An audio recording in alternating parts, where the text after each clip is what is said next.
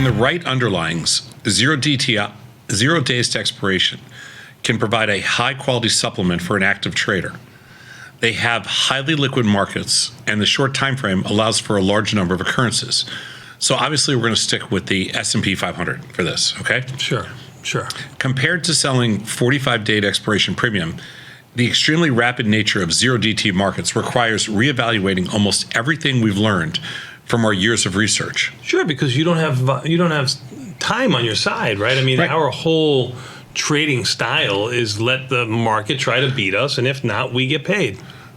That's right. Hard and is control 0 days. You know, the whole thing with the 45 days is control what you can. You can control order entry. You can control high applied volatility. You can control managing the trades. You can control your adjustments.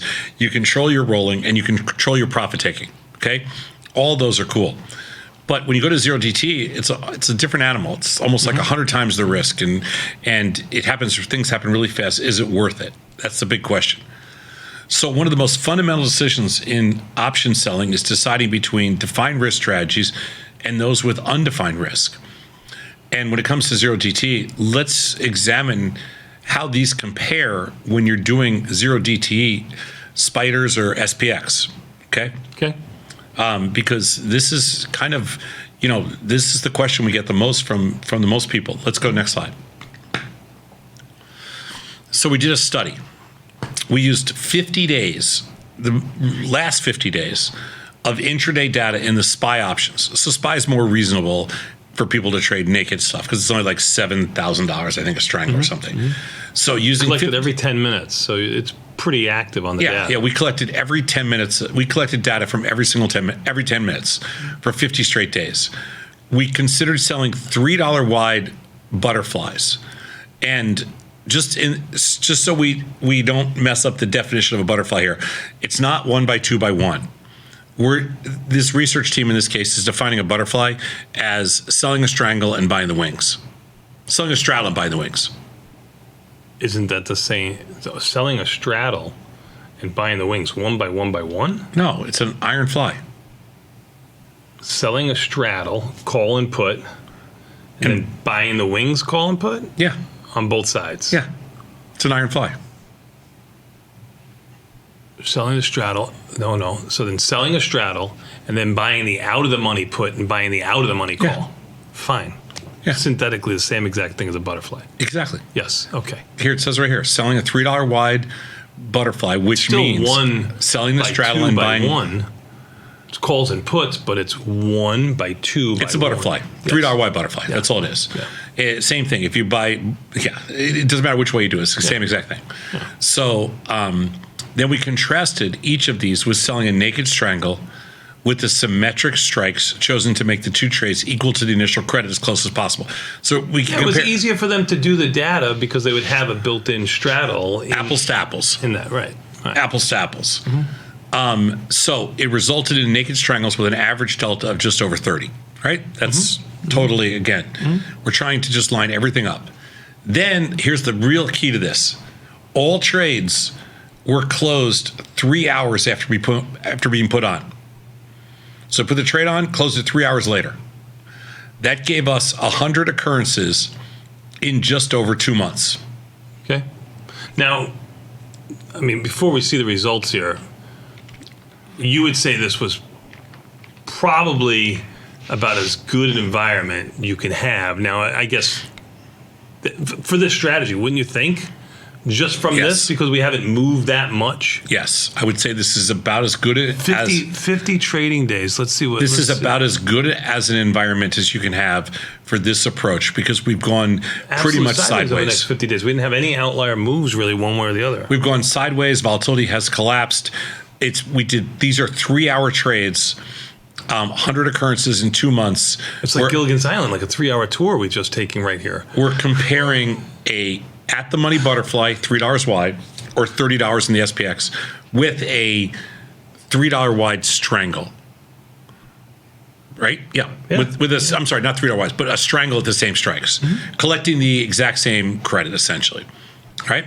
So, before we go to the next slide, let's think about this for a second. I would think the results were were pretty favorable, at least just because of the action that's happened. That would have been my guess. I mean, I've actually seen the results here, and Okay. I'm going to be quite honest with my feelings. All right. Let's go to the next slide. All right. Here's the results of this. This is every 10 minutes. I'm taking data from every 10 minutes, putting on essentially 2 trades a day because you only have 3 hours. Okay. And for 50 straight days.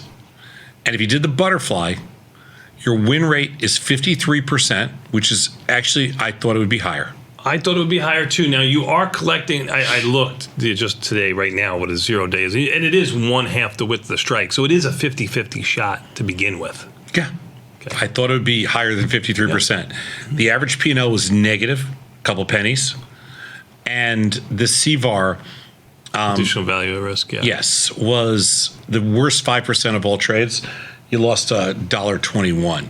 It's pretty big.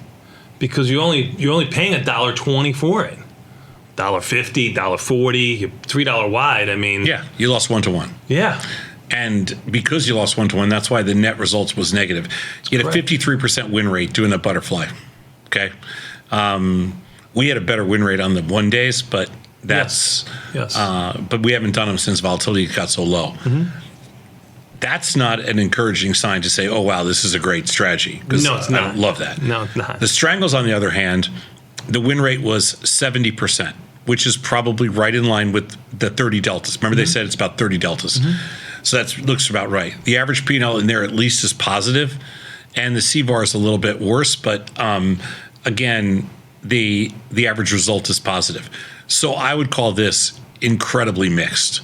Oh, by far. And I would say I would have thought it was going to be, I mean, I've gotten the emails from people that are using SPX more than SPY. So you take that into consideration. This was SPX, that 12 cent would be $1.20. But I mean, people have been hitting home runs with these butterflies because we haven't gone anywhere. And obviously the strangle would do, just as good, if not better, if you were using SPX, which is a lot more buying power, tens of thousands more.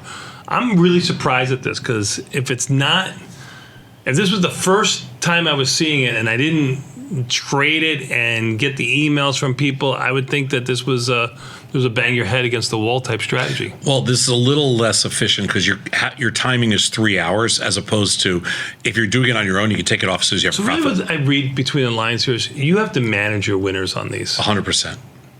This is all about managing winners. This is all about managing winners. 20, 30, 40 cent profit in here, which you'll probably have. And you'll have the loss too. But you probably have that opportunity inside the street. You have to manage the winners.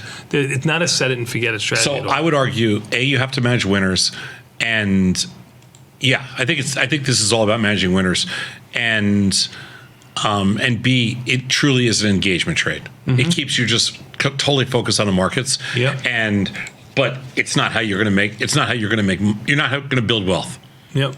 It's not a wealth builder. Yep. It's an engagement trade, not a wealth builder. It's kind of like scalping for me. Yeah, or earnings trades. Earnings trades have been pretty good. I know, but they become mixed. Each quarter is a little something different, right? And this one was a good one. Mm-hmm. But a little bit different. But this has been Anyway, that's interesting because the results are very average, very flat. Let's go next slide. So zero DTE options provide highly active option traders with an opportunity for rapid results in tight markets. Okay. While management, strike selection, and directional assumptions all might require re-evaluating when moving from trading 45 days to zero DTEs, the key distinctions between defined and undefined risk trades remain the same. Trades with undefined risk enjoy a higher percentage of winning trades and were overall more profitable. That is the same as 45 days. And defined risk trades have significantly smaller outlier losses and lower buying power requirements. Especially as you develop familiarity with zero DTE options, remember to keep position size small. They give us very little time to make adjustments. So this is not a ringing endorsement for anything other than to say it's solid for engagement purposes, and this will be the trades are not much different than 45 days with respect to undefined and defined risk. Yeah, no, you're right. It really is jury still out, right? I mean, that's really what it comes down to. Oh God, yeah. Awesome. Let's take a quick 90-second break and come back. Even the S&P is still down 13, but don't worry. Oh, joy! Mr. Scott Sheridan, Tasty Trade, world headquarters, best trading platform in the universe. We'll be back in 90 seconds.